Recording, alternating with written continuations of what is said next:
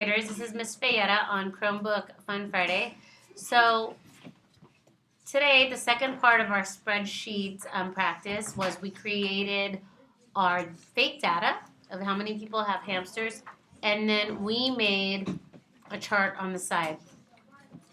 And we made up fake numbers, like let's say 10 people had hamsters, 4 people had cats, 9 people had dogs, and 8 people had fish. Okay.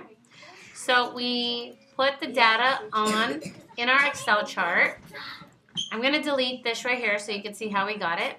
And I simply just highlighted our chart and I went to the function sign. I went to the chart sign and I said insert chart. And this is the basic chart that they give you. But on the right side, you can make it a pie chart, a bar chart, and there's many options on the bottom of what kind of chart.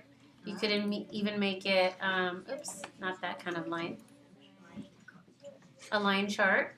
So we just kept ours a chart, and you can change the size. Now on sheet 2, we learned how to add the minutes and how to code a cell. I was showing them that if I coded a cell, if I don't code a cell, and I just add the numbers up with the calculator, and I change these numbers, watch, I'll change this to 100 minutes. Nothing will happen.